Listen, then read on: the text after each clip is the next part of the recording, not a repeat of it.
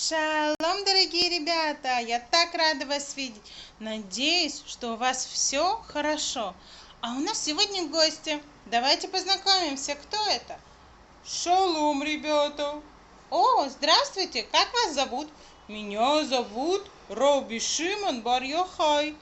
Очень приятно познакомиться, Раби Шимон. Откуда вы?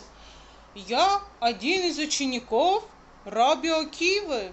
О, ребята, вы же все помните про то, что Раби Акива стал большим учителем Торы, но у него заболели его ученики, потому что ругались и не уважали друг друга. И Раби Акиве пришлось искать новых учеников. Да-да, и вот я один из тех самых новых учеников. Нас было 5, и я один из них.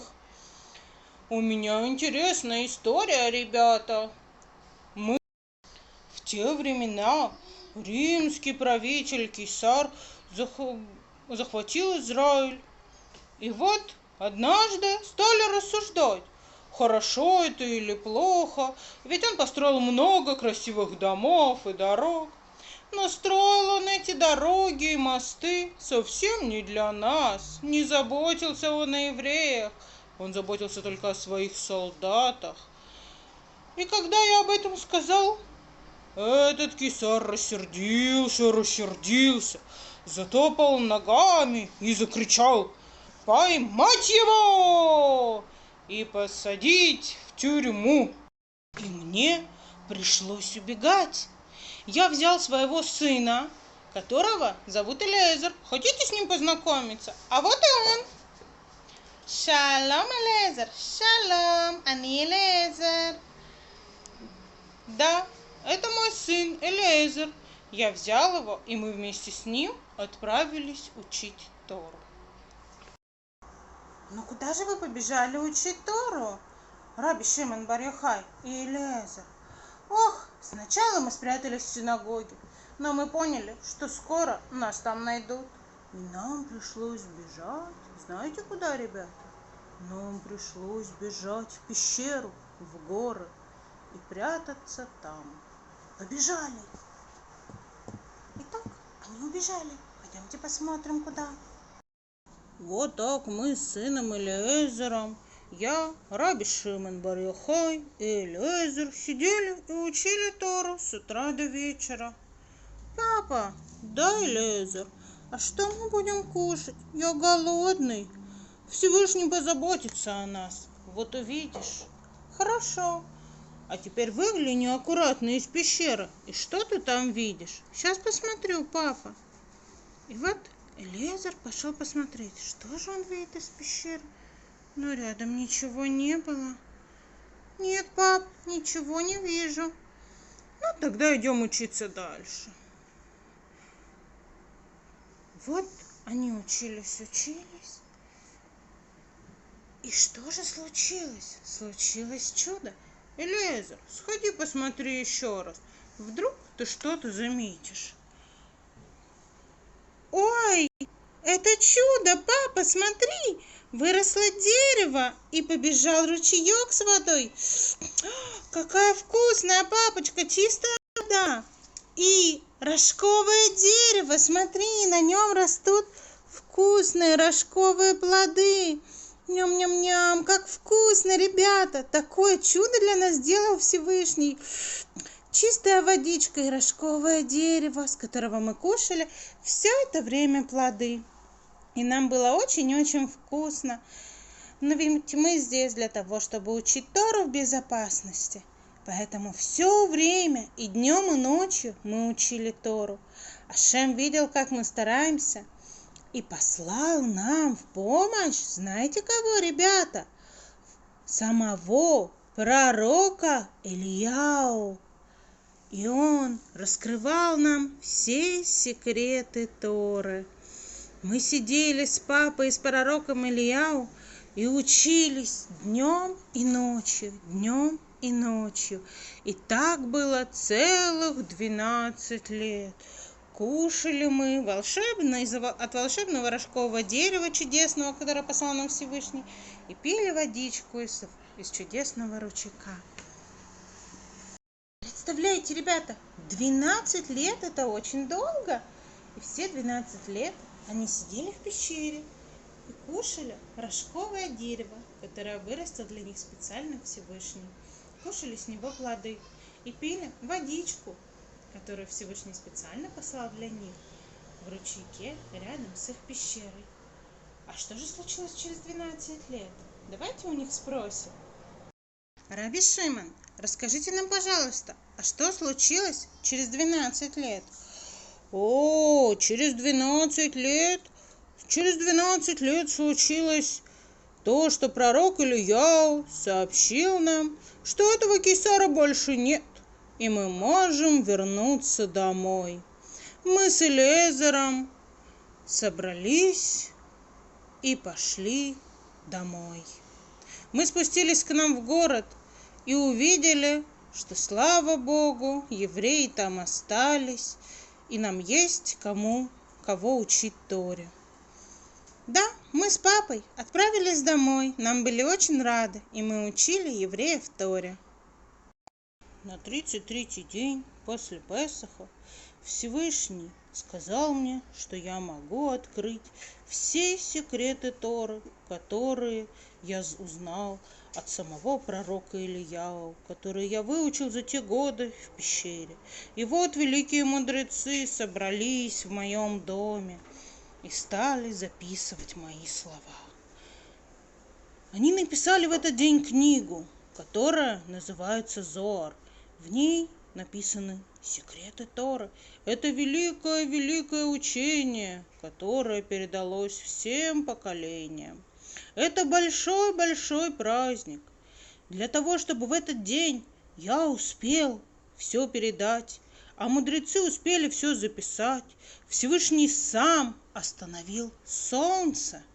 Само солнышко встало и ждало, пока я закончу все секреты передавать. И вот, когда я закончил, солнышко село. Случилось чудо, и я поднялся к Ашему.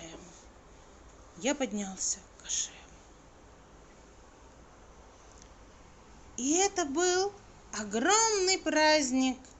Ведь так у нас появилась книга Зоар, а мой папа поднялся к Ашему. В этот день мы жгем костры. Знаете почему? Конечно, потому что мы умножаем свет, а сам Всевышний остановил солнышко для того, чтобы папа успел рассказать всю книгу Зоар.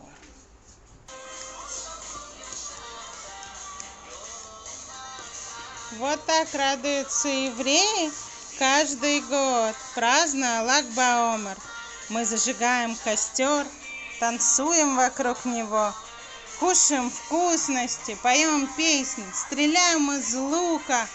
И все это мы делаем, чтобы прославить Всевышнего и умножить свет Торы и добрых дел в нашем мире. Ребят, я хочу предложить вам сделать костер.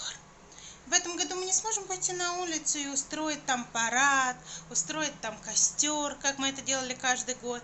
Но в этом году мы сможем сделать костер, который никогда не потухнет, который останется с нами на много лет и будет нам напоминать об этом забавном времени, которое происходит сейчас.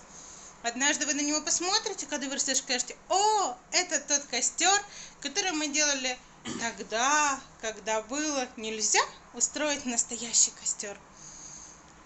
Ребят, для этого нам понадобятся краски. Попросите маму и папу к вам присоединиться.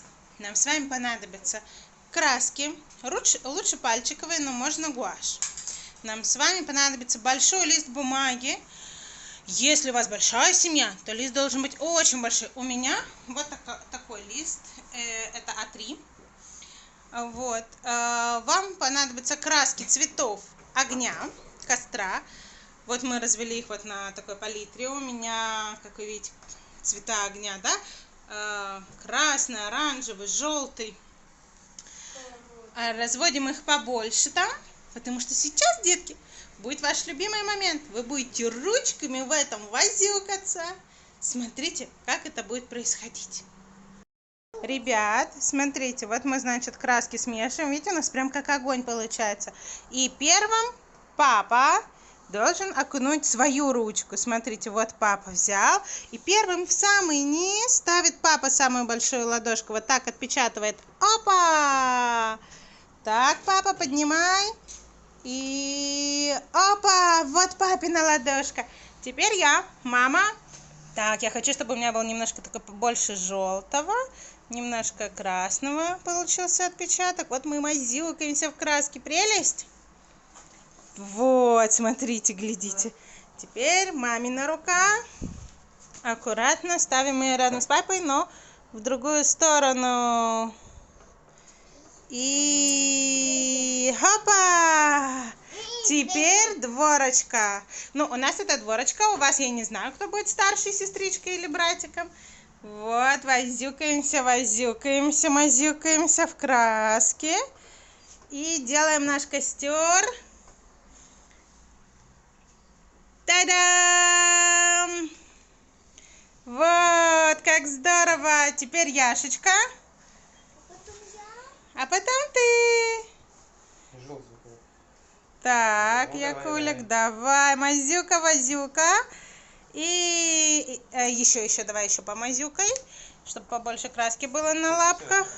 Все, малыш, ты все смешал. Да. О, отлично. Идем к нам. Сюда, вот отсюда. Нет, идем отсюда, а то будет криво. И поближе к дворке. Сильно прижимаем лапку и вверх. Вау, здорово. Теперь Ханюша. Вот так. Здорово. Давай, покажи ручку. Покажи нам ручку. Вот. Зайди сюда.